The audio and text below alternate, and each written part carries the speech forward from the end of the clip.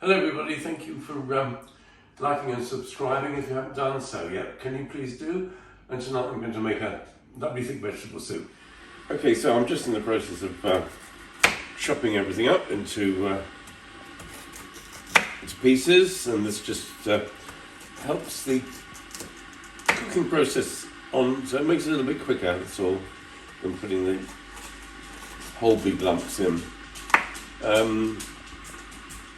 And as I said, use all these odd bits. What I'm going to do with these lovely little tomatoes that were very much reduced, I'm going to cook them separately and then strain them, so they'll form the basis for the soup.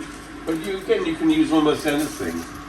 What I'm going to do with these lovely little tomatoes, I'm going to cook them separately first, then we'll strain them, but we'll use that as the basis of the soup. But frankly, with these vegetable soups, you can use whatever you've got. So this one will just happen to be a bit more tomato based than normal. So I've got some hot water here, just enough to cover them, onto the stove, and it'll cook down in a very short time.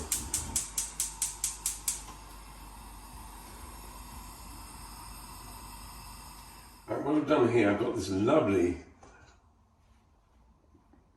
tomato soup, I suppose it is really. I'm going to add that to the water that the tomatoes were cooked in as the basis for the whole soup, and then I'm going to put it on the stove and start adding the other vegetables. Please note the lovely matching kit here.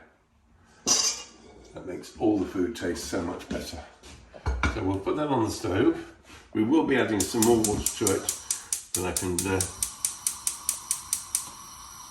get that going. And we start adding the vegetables. Now what I've done is I've cut up various vegetables and I'll just drop them in.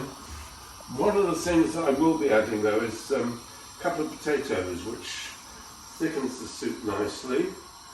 So at the moment I'm putting in the parsnips and the leek. And there's a red pepper. I just use whatever I happen to have. I found some nice mushrooms, we can put those in as well. Okay, so in go the green and orange peppers. Not very clever, but there you go. And I'm going to put in a hot red pepper, but I'm not cutting it up. That will just add a little bit of bite to it without overwhelming it. So that just gets chucked in like that, and I can just carry on with the other bits and pieces.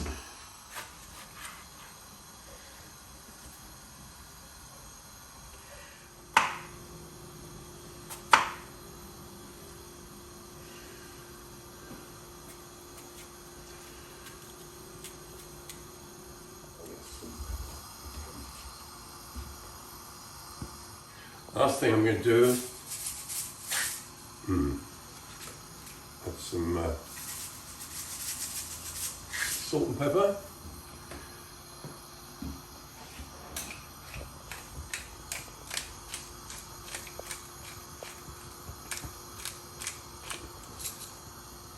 And we'll just then leave that to cook through for a couple of minutes with some lovely mixed vegetables in here, and when they're all soft we can then give it a whiz and I'll show you the finished product. Right, now I think the soup's ready, so what I'm going to do, just to make sure, I'm just going to make sure that the hardest vegetables are soft, and they are. So what we can do now is take this off the stove, and I'm going to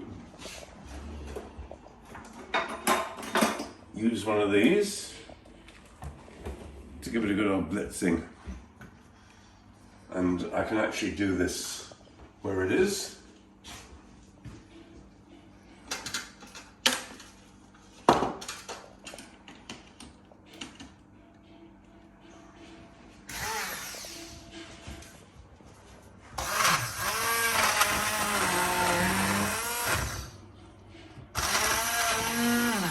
Now, before we go any further, one of the things I'm going to do, I'm going to take this hot pepper out. I don't want to make the soup too hot, and we'll just save that, and we can use it in another dish.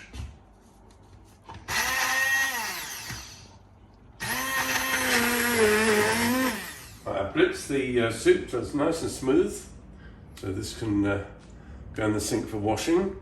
And I'm now going to show you how I present a bowl of soup, and one or two things might surprise you a little bit. When I lived in Spain, I learned to do something that all the Spanish do, and that is use the crusts on the bread, so there's no waste at all, in the bottom of the soup bowl. And that changes a bowl of soup into a much heartier meal. I think this probably started years ago with the Spanish peasants during the Civil War, or before, when they were very, very short of food. So what I'm going to do now, I'm going to just fill the bowl up with some of this freshly made soup.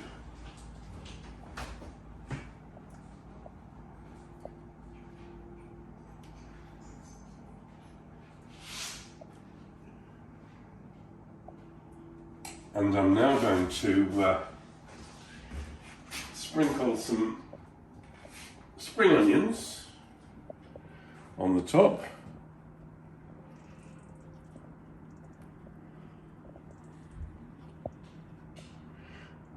I mean, this is just something that I'm doing because I happen to have it, but of course it's not 100% necessary. Then I'm going to pour a bit of cream.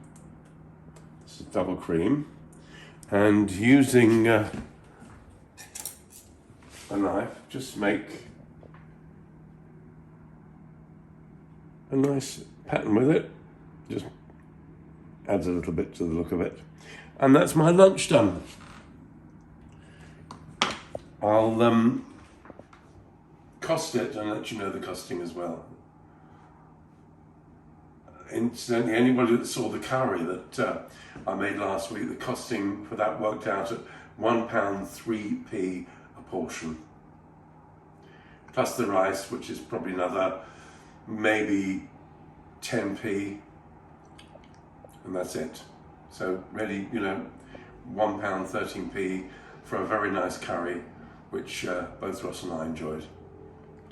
Thanks for watching that. I hope you found it helpful, and don't forget to like and subscribe. God bless. Bye.